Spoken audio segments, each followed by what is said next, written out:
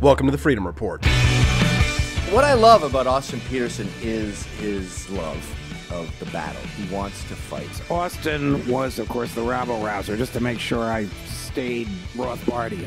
We live in a world fraught with danger, and there is a certain amount of danger that the public must endure in order to secure the blessings of liberty. For economic freedom and personal liberty.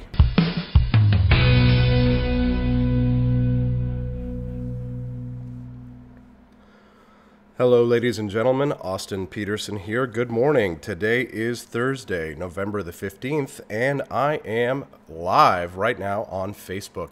If you're listening to this podcast later on Podbean, Stitcher, or iTunes, just an FYI, you definitely should follow me on my Facebook page at AP for Liberty. That's AP, the number 4, AP for Liberty, because from time to time, my podcasts are actually live streamed first on Facebook so that I can interact with my supporters and followers, people like Sarah Kearney, Stephanie Cole, Nero Gregory, Adam Tilsley, Jeff Ebling, Ryan Estes, Scotty Nicholas, and Thomas Darling, as well as Jared Chapman, who are joining me right now in my live stream. Today's topic is an interesting one. It's an article that I shared around with my friends the other day about Americans and their inability to pass a basic citizenship test. And I thought this would be a really good topic for a podcast, considering my personal experience running for President of the United States as well as for the U.S. Senate. I have run nationally, I have run statewide, and I have come into contact with tens of thousands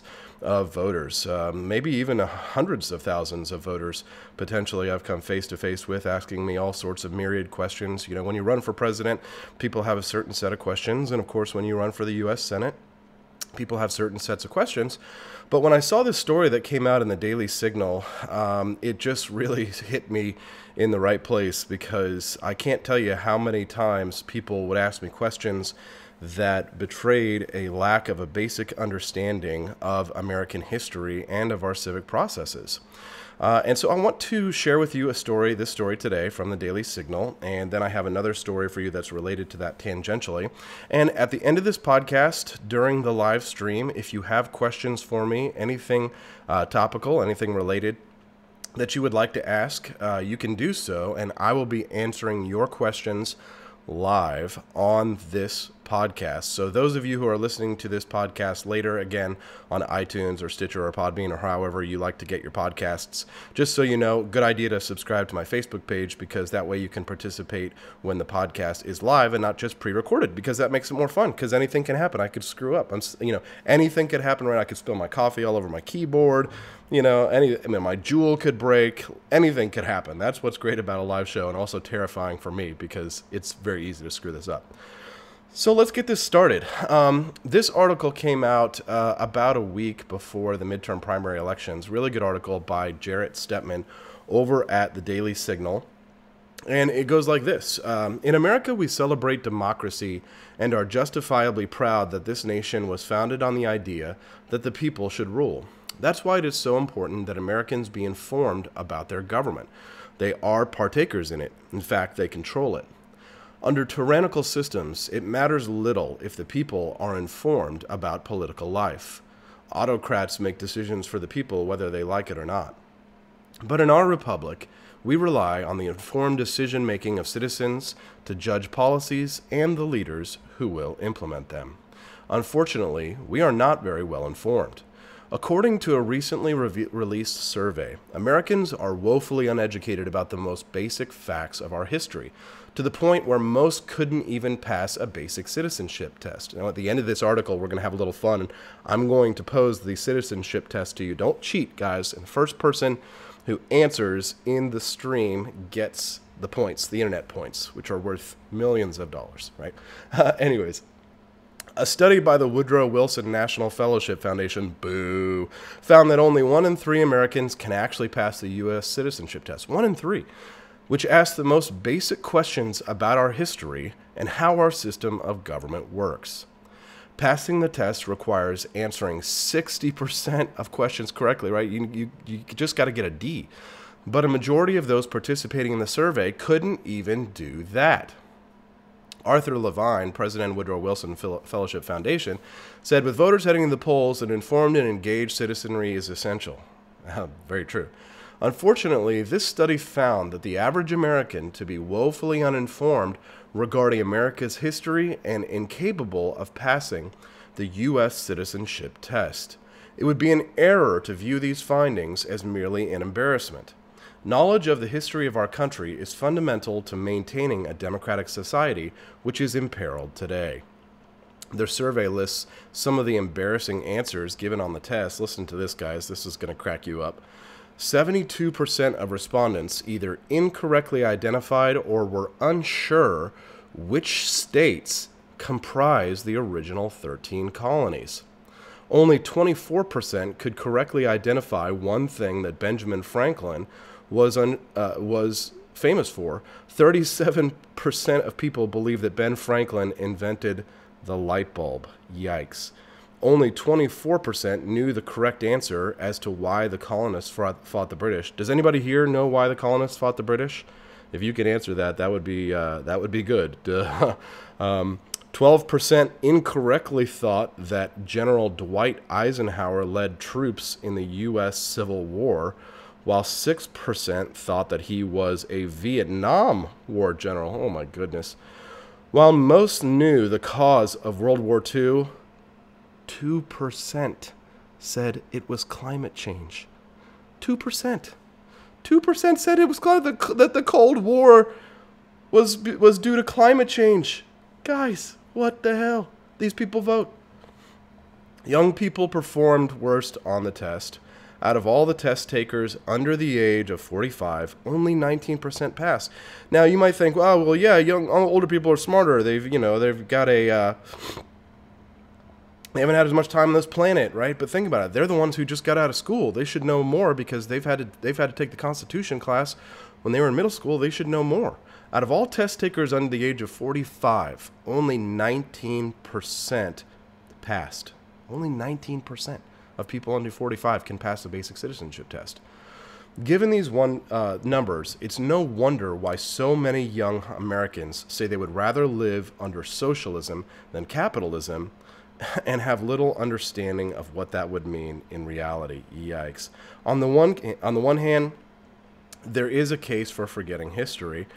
Many cultures cling to historical grievances. Many cultures cling to historical grievances to the point where history becomes a major impediment to future success. Treated wrongly, historical memory can be toxic rather than helpful. We don't want to become trapped by the past, but we do want to learn from it in order to avoid repeating mistakes and build a better future. As citizens, knowledge of the past and of civics is crucial. Lacking such knowledge is unhealthy for a free country, and even dangerous, given how bad political life can become. One of our biggest problems today is that we often focus on tearing down our history rather than from learning from it. That needs to change. Now, if these sobering test results tell us anything, it's that we need to consider a fundamental change in how we approach education in the United States. And despite what some voices say, education funding is not the problem. Let me repeat that. Education funding is not the problem. The U.S. ranks globally near the top in spending on elementary and secondary education, yet we don't appear to be getting much bang for the buck. Perhaps it's time we take a harder look at the public school monopoly that's failing students and leaving generations of Americans without a basic understanding of our past. More generally, we failed to uphold Ronald Reagan's call for informed patriotism and more civic ritual, necessary qualities for the maintenance of a free country, in favor of negative and ideologically narrow accounts of America's past are now in vogue in our schools. This is a recipe for a dark future and needs to change. Right? Sarah Kearney says, nope, not teaching truth in schools is the problem. Well, maybe having government schools is itself the problem.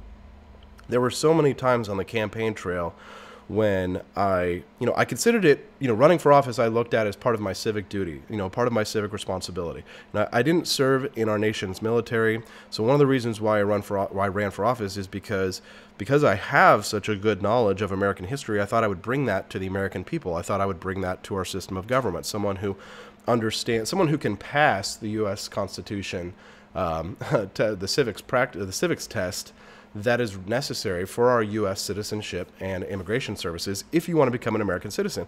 And if you're watching this live on Facebook now, if you're watching it later on Podbean, you can see the little picture.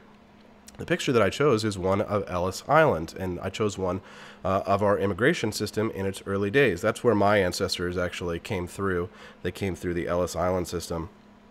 But I thought to myself, this is a perfect example where I remember so many times on the campaign trail, so many people were so certain of what other people needed to do to confirm that they were a citizen of the United States, and yet these people could not, for the most part, 1 in 3 of them, they couldn't pass a U.S. citizenship. Only 1 in 3 of them could pass a U.S. citizenship test. And I wonder why, especially the Republican Party, people have become so obsessed with citizenship. Of course, it wasn't until the late 1800s that we started making laws about, what's a citizen, who is and who isn't. The 14th Amendment is a little bit hazy about what it means or what it takes to become a citizen. And so I do find it funny why people are so, why people who are so uninformed or ignorant about American history are so demanding on others and what their citizenship status is. Now, this is going to trigger a lot of people, and it's going to confuse a lot of people. And one thing I learned on the campaign trail is that you should never confuse people by offering them knowledge. As a politician, you can understand why politicians, I understand now why politicians behave the way that they behave, because their goal is to win elections.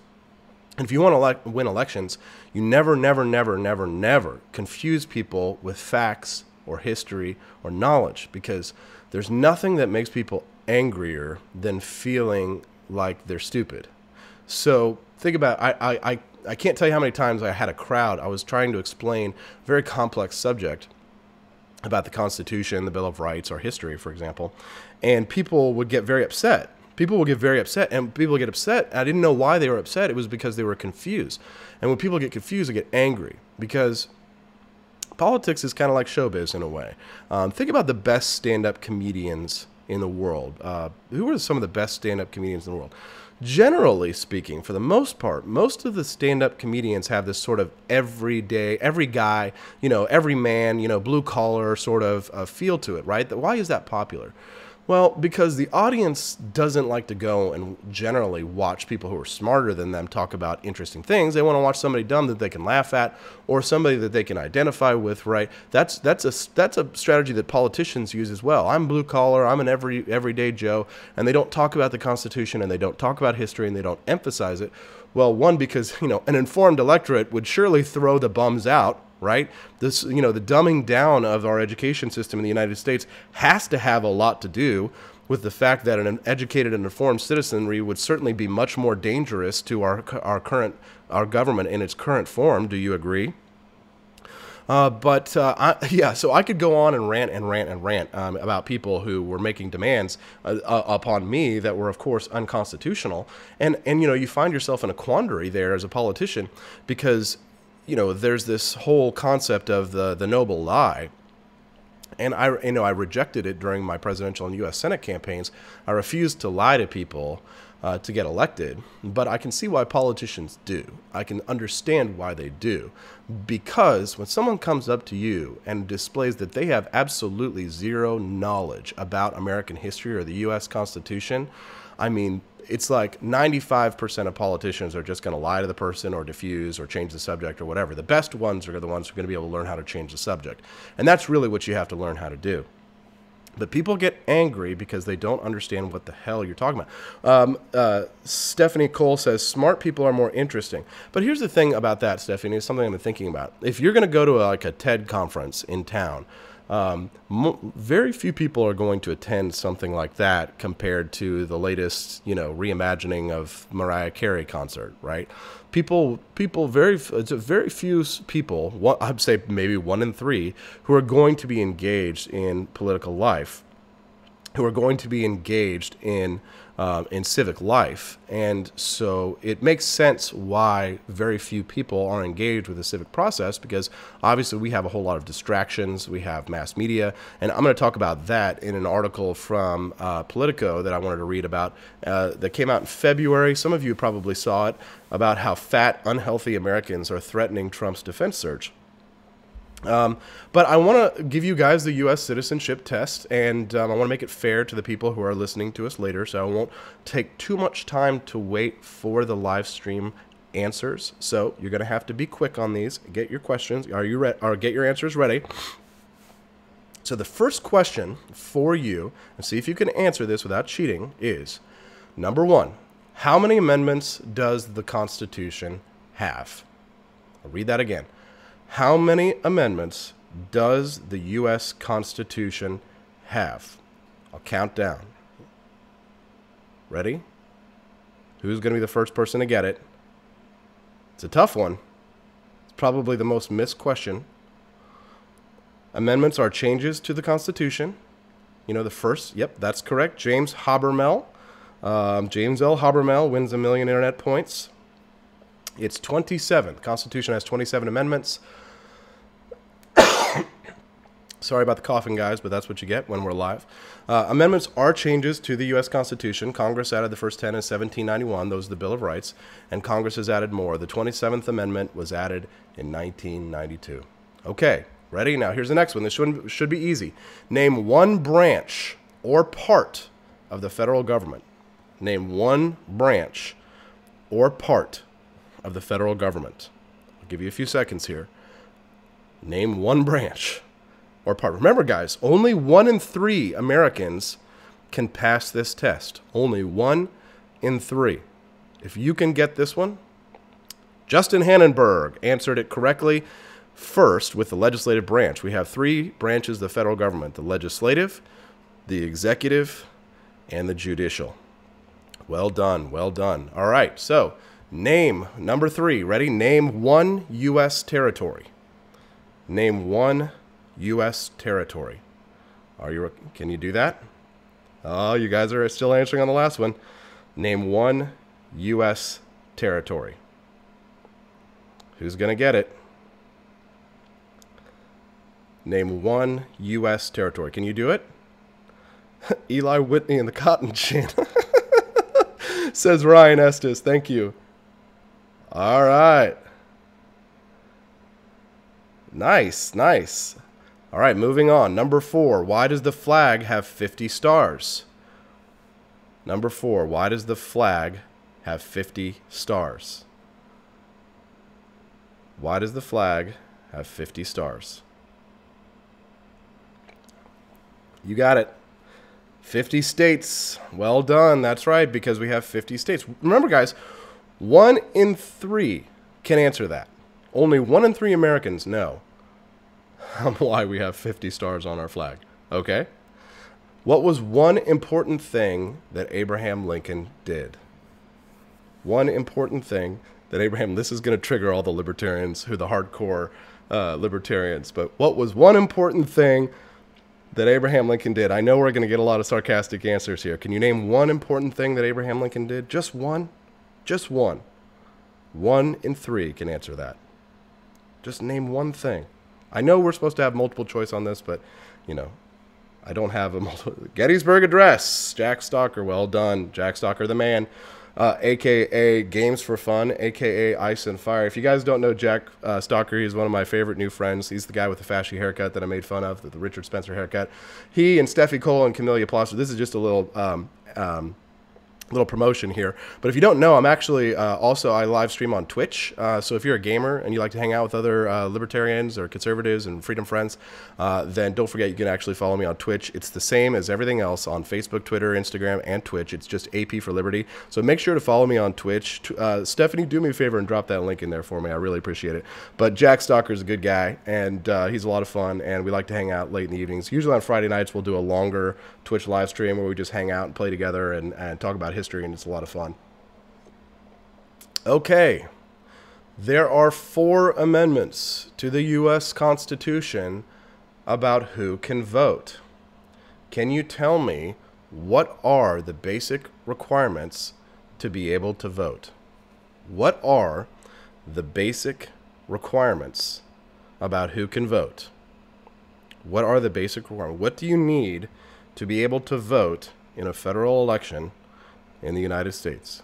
Can anybody name that basic? Remember, 1 in 3 can answer this. Only 1 in 3 Americans. Look to your left, look to your right, and the people to your, well, the guy to your left and the girl to your right cannot answer that question. Donald J. Hoover says very kindly, you sound healthier today than you did Friday. Thank you very much. Justin Hannenberg, first to answer again, was originally male and 25, now 18. Good to know. Yeah, I didn't want to have to wait until I was 25 to be able to vote, but of course you died when you were like 50 back then, so it's amazing that they made it that high even. Landowning white, wait, this isn't 1796 anymore, 18, U.S. citizen. Yeah, I love your guys and your little sarcastic responses. They say landowning white males. Stephanie Cole says your ID. What? Stephanie? Come on. Aaron Scoggins says 18 U.S. citizen, but yeah, Justin Hanberg got it first. Aaron Abel was correct. Leo Drizlov says, I heard you're going to have a podcast with John Burke, Austin. That's correct. Tonight, if you're listening to this today, especially live, November 15th, we're going to have a drunken politics show tonight. Me and John Burke, drinking beer, hanging out, talking about freedom. Should be a good time. Okay, under our Constitution, some powers belong to the federal government. What is one power of the federal government? Can you name one power of the federal government? Can you name one single power? Anything. One power of the federal government. Donald J. Hoover says, sorry for the 6 shots. Yeah, Donald, you're the man. Donald has just revealed himself as the Ice Road Trucker or Freedom Trucker or something like that. He bought a whole bunch of subscriptions for my friends in our Twitch channel the other day. So, and every time somebody buys a subscription, generally I will take a shot on the show. And he had like 5 or 6 shots I had to take because he bought like 5 or 6 subscriptions. So I think my recovery has delayed because of that guy, but I appreciate it still. It was totally worth it. Totally worth it. Let's see. Secure the borders. Actually, that is not a delineated role, Chris Yautis. That is not in the Constitution. At least in the United States Constitution, as originally written, securing the borders or border security was not an original role of the U.S. In the U.S. Constitution. Treaties, very good. Ryan Estes, coin money, yes, absolutely. That is one. Jim Rebuff says drone stealth fighters, absolutely. Totally constitutional, right? Liz Fanning Press says tax, yes, that is a power of the federal government. James Habermel says grant patents, taxes and tariffs, says Kyle Allen, yes. Lena Bryce, provide for the national defense. Alex Doyle, interstate commerce. Build roads, no. Leo Drizlov, do I think I can outdrink John Burke? No, but there's probably some other things that I could do that I could take him down a notch for, so we won't bring that up, but we'll talk about that later. We'll save all the John Burke fun for later, FYI. What is the supreme law of the land?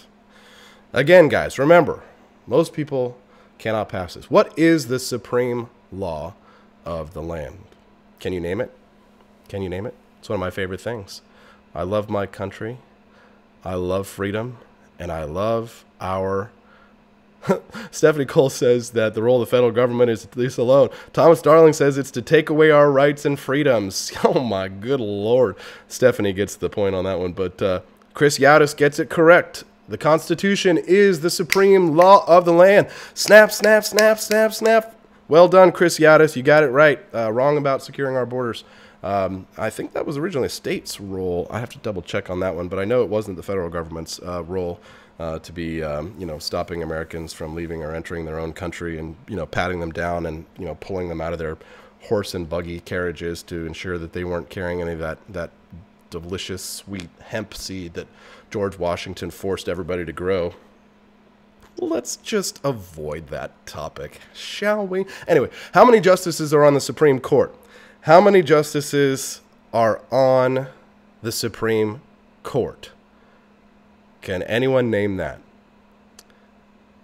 Yeah, Austin, state's militia job. There you go, Sarah Kearney. All about them states. All about that states. Got that states. No trouble. I'm all about that states. That states. No trouble. just going to make up my own song. All right. That's correct. Ryan Estes gets it right. Hannenberg gets it right. Chris Yadd is correct. 9. Jack Stalker gets it right. Sarah Kerning, Liz Fanning Press, you're all heroes. You're all heroes. Okay, ready? What is one promise that you make when you become a United States citizen? What is one promise that you make when you become a United States citizen? Now, what's interesting about this, a whole like the pledge, is that, people who come to the United States, it's amazing. Like, if you're born here and you're raised here, it's just kind of assumed that you're loyal to your country by some of the things that you do, like getting a driver's license, a social security card. But some of those things, like your social security card or saying the Pledge of Allegiance in schools, for example, it's not something that you have a choice in, right? You don't really have a choice. I mean, in some states, in some schools, they don't force you to say the Pledge of Allegiance, which, again, I don't think anybody should be forced to pledge allegiance. Allegiance is something that should be a choice, and that's a choice that should be made by an adult. To not conspire against the U.S. James Habermel, you don't make a pledge to protect and defend the Constitution. You only do that if you join the U.S. military, if you take high office. But the correct answer is you do swear allegiance to the United States. So when you become a United States citizen, you have to give up your loyalty to other countries. But I don't like the idea of forcing kids to take pledges because I think that that's a decision that an adult has to make. So it's interesting because, we sort of have a higher standard for immigrants than we do for people who are born here. And it just makes me wonder, we've been having this discussion about birthright citizenship, like trying to get rid of birthright citizenship in the United States. And it sort of bothers me because it makes me think, well, of course, most of the time, here in the United States, we're born here in the United States, and some people are born to, parentage of what origin, right? Like, you don't know. What is it really that makes an American? Is it a legal status that makes you an American? Actually, I saw my buddy John Burke post a meme the other day on Instagram that I think I disagreed with because he was talking about, yes, being legal is what makes you an American. I think I have to fundamentally disagree with that because Americanism is not something that is tied inherently to a nation state, because I think that Americanism would exist even if the nation of the United States didn't exist. But it always bothers me when people hold the nation state in such high regard, because to me a nation state, again, as I've said before, is just a means to an end. It's a means to accomplish something, right? We band together. We create this government. Governments are formed among men. Let me just read that actually directly. Governments, so I can make sure I get this right for you, are instituted, excuse me. Thank you very much. That's why you Google things. To secure these rights. So think about this. This is in the Declaration of Independence. Governments are instituted among men, that to secure these rights, blah, blah, blah. I want to get this right. Governments are instituted. Oh, I hate it when they take you to a website it's the congressman's website. That's the last person you need to be listening to about the Constitution from, unless it's Rand Paul or Thomas Massey or Justin Amash. Whoop, whoop. Or also, wait, Denver Riggleman won out in Virginia. I completely forgot. We got another big win that I hadn't talked about. Anyways, okay. Let me just read this to you guys from the Declaration of Independence. We're going to have a little fun. We'll go back to the citizenship test. Okay. Instituted. Okay.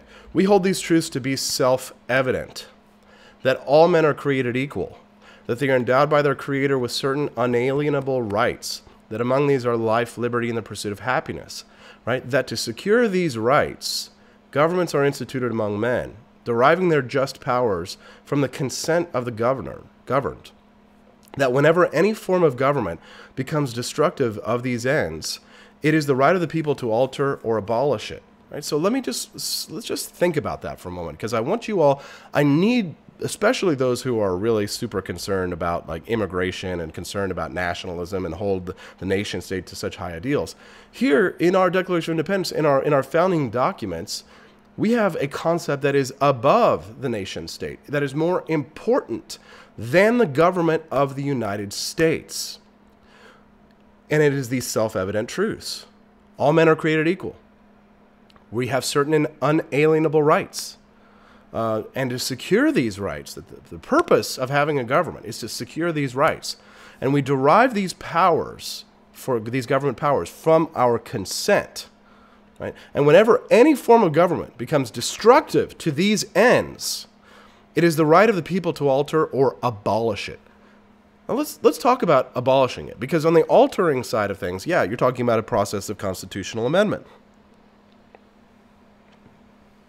But when you think about it, our own Declaration of Independence says that we have the right to abolish it. It's a right of the people to alter or abolish it if the government becomes destructive to protecting our life, liberty, or pursuit of happiness. Think about that for a minute, guys. Like, I'm sitting here thinking to myself, why is it such a hard concept for people to grasp? And it's especially something that we struggle with, in the Republican Party, simply because so many people hold the nation state in the highest regard. When I love America because of what America represents, I love our country because it represents our unalienable rights. But I don't love my country so much that I want to sacrifice any of these rights, which means that at the end of the day, that if our government becomes hostile to our liberty, we can abolish it. We have a right to. And if we have a right to abolish it, well, then that should mean to you that there is actually something more important than government. There's actually something more important than the United States as a nation. Can you get that in your heads? Only 1 in 3 Americans probably can get that through their heads. It's just one of those forgotten concepts. It's one of those misunderstood concepts. And unfortunately, I think that when we get into this debate about immigration and citizenship, people hold legal status as if it's important to what makes an American. It's not. It's not. What's important as an American is that you respect your fellow equal citizens' life, liberty, and the pursuit of happiness. And if you don't respect your fellow citizens' life, liberty, and the pursuit of happiness, then you can lose your freedoms. And that we band together to create this government so that we can pursue happiness, so that we can protect our lives, so that we can protect our liberty. But when government becomes destructive to that end, we can alter it, or we can go 1776 up all in this shit. Right? Think about that. Think about that. All right, back to the citizenship test, and I'm going to talk about fat and unhealthy Americans. Oh, this is one that would get you in trouble if you were running for office. Couldn't be talking like this when you run for office. We elect a president for how many years? How many years do we elect a U.S. president? I'll give you a few seconds.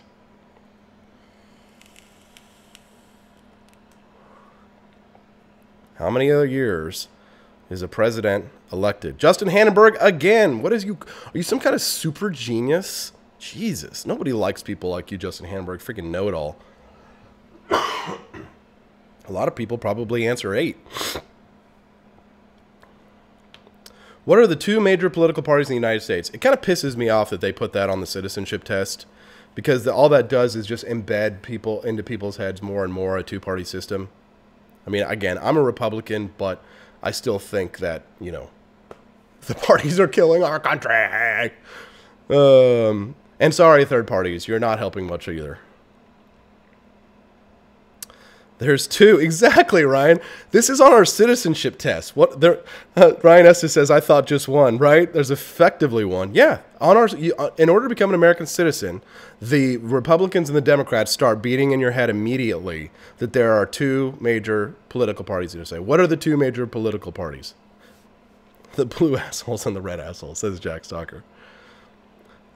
There were 13 original states. Name 3.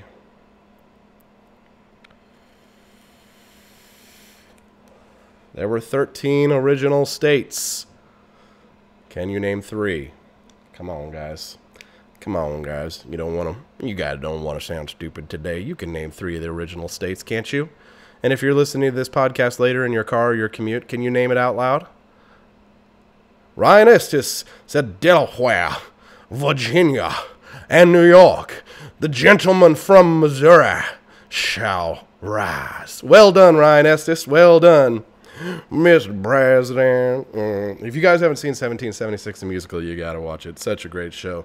Molasses to rum to slaves. Oh, what a beautiful sound. You dance with us, we dance with you in molasses to rum to slaves. Who sailed the ships out of Boston, laden with Bibles and rum? Who sailed the most to the African coast? Hail Africa, the slavers have come. If you haven't watched the 1776 musical, you're going to have to do it. So you can actually listen to that song as it's meant to be sung in a beautiful way. But there's a lot of gorgeous songs. And the interesting thing about 1776 the musical is not only is it a great show, but it shows the actual story of what happened at the writing of the Declaration of Independence. I know I've talked about this in podcasts before, but I just love it so much. But I love the history in it because they actually tried to abolish slavery at the time of the signing of the Declaration of Independence. And of course, the southern states wouldn't go along, which is why the southern state, South Carolina, Mr. Rutledge, they called the North hypocrites because the North engaged in the slave trade, even though people like Thomas Jefferson, they had slaves, and people like that, they wanted to get rid of slavery, Thomas Jefferson and John Adams and Ben Franklin, but they couldn't because they needed the southern states in order to secede. In order to secede from Great Britain. Someone post a link of Austin's Twitch. Please do that. That would be very nice. AP, you need to release a Freedom Music CD. Yeah, just what I don't need. No music, says Ryan Estes. All right, sorry. Okay, ready? What is the name of the President of the United States now? He's your president. He's your president. And name his, I want to see his full name. First person to name his full name. Not his middle initial, but his full name. What is it? What is our president's full name? Hashtag your president. Orange Bad Man. Ryan Estes got it right. Ryan Estes. Oh, wait. And Jack Stalker got it first. Sorry. Orange Bad Man. Jim Rebuff. I'm looking for not initials. I'm looking for a full name. Jack Stalker got it right with Donald John Trump. That's right. Donald John Trump. Now, the idea of self-government is in the first three words of the Constitution. What are these words? What are the first three words of the U.S. Constitution? Name it. Please. First three words of the U.S. Constitution.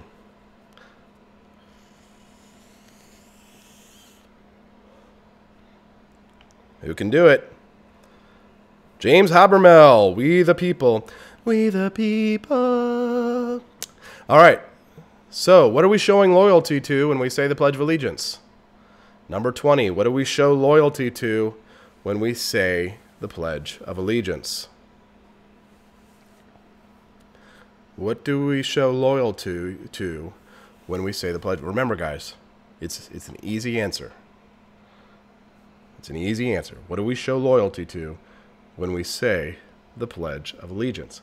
Justin Hannenberg says the flag. That's technically not correct. Jack Stalker says magic freedom cloth. Liz Fanning says sky cloth. James Habermel says country, and he got it right. That's correct. Our country, the United States of America. That's what we're showing loyalty to when we say the Pledge of Allegiance. And that is your basic citizenship test. Well done. Most of you got it right. Most of you were frigging hilarious. Well done on that. So I want to finish with this real quick story, and then we can wrap this up.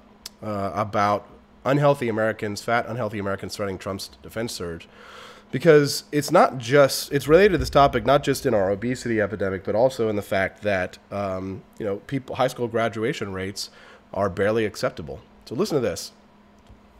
Nearly 3/4 of Americans aged 17 to 24 are ineligible for the military due to obesity, other health problems, criminal backgrounds, or lack of education, according to government data. That's a harsh reality check for the Pentagon's plan to recruit tens of thousands of new soldiers, sailors, pilots, and cyber specialists over the next 5 years. We all have this image in our mind of this hardy American citizen, scrappy, that can do anything, said retired Army Lieutenant General Tom Speer, co-author of a New Heritage Foundation paper on the military recruiting challenge titled The Looming National Security Crisis. that image that we keep in our heads is no longer accurate. Well, you know, when you're trying to build a Volkssturm, then, you know, sometimes it's difficult. Not everybody follows up to your Aryan standards, you Nazi. Sorry, I'm just kidding. Just kidding, guys.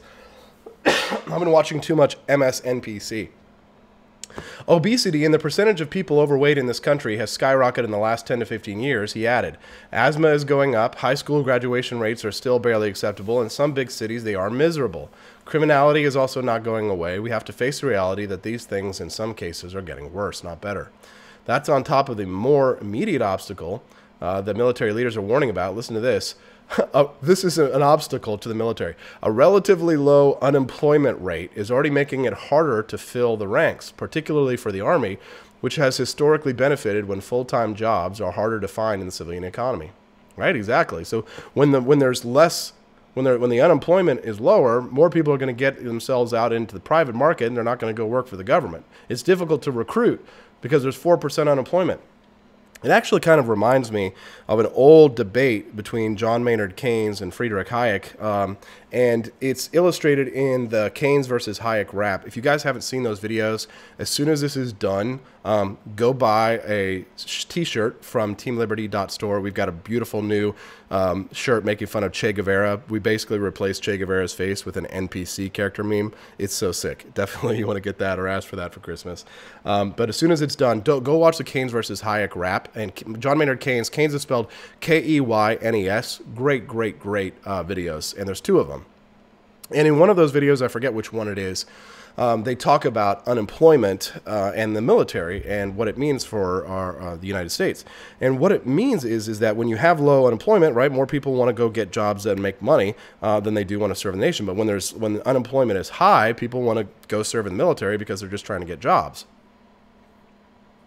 So, of course, you know, people were, you know, we're talking about the question of why we got out of the Great Depression. You know, how did World War II get the United States out of the Great Depression? Well, not really. Only in the sense that, you know, we destroyed, you know, all of Europe was destroyed, and we were the only, you know, power basically left that could manufacture, us and Russia. You know, we don't, war prosperity is like the prosperity that plague brings. It's kind of like the broken window fallacy in a sense, because John Maynard Keynes was sort of lauding or praising the fact that during the war we had very low unemployment because people were in the military.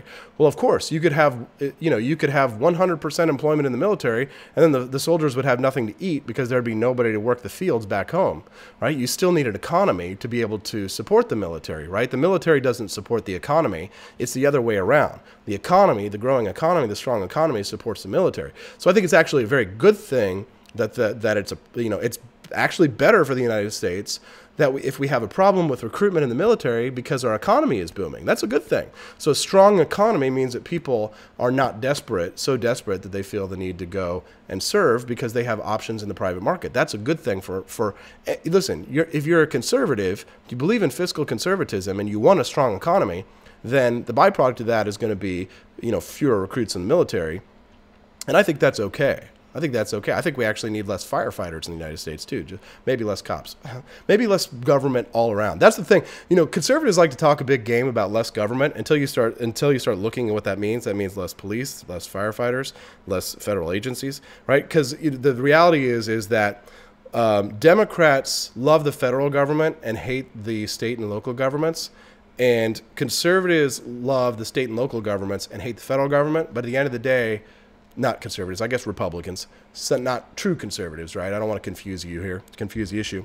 But Republicans love state and local governments and they hate the federal government. But at the end of the day, they all support and praise one form of government. Libertarians are like, F you both. God, this is so going to piss people off. Michael Wharton takes insult to the firefighter concept because he just passed his firefighter training and he's in the military. The biggest statist I know, Michael Wharton. Welcome to the live stream today, man. Nice to have you here. All right. So it's difficult to recruit because there's 4% unemployment. So we're fat, we're unhealthy, and our economy is booming, so it makes it difficult for people to get in the military. Well, bad on that. It sucks that our nation is so obese. That's terrible, but it's good that our economy is booming. We want that. So do me a favor, guys. After this is over, make sure you get yourself a beautiful new MSNPC t-shirt, because those things are going to sell like hotcakes. I think they already are. I just got a text from my buddy Angelo Pacheco, and I can't read what it says, but apparently it looks pretty good. He's going to order one for me because they're selling like hotcakes. Get your very own MSNPC at teamliberty.store. That's teamliberty.store. Really appreciate you guys coming in and joining me today in my live stream. Very grateful. And don't forget, tonight I'm doing not drunk history, that's copyrighted. I'm doing drunk politics with my buddy John Burke on Twitch. Should be a good time. And of course, you can follow me on Twitch at twitch.com/AP4Liberty. And if you're listening to this podcast later, don't forget to subscribe to me on Facebook so you can hang out with us in these podcasts when we do them live, which we do rather infrequently, but it's still fun to be a part of it because you get to answer questions and you get to ask questions and you get to have a little bit of fun with all of us. So make sure you do that. Jim Rebuff, Jack Stalker, Camellia Plosser, Michael Wharton, Kyle Allen, Sarah Kearney. Really appreciate you guys. Ryan Estes, Leo Drizlov. I really appreciate all you guys coming and joining me today in my podcast, and I hope you guys all have a wonderful day.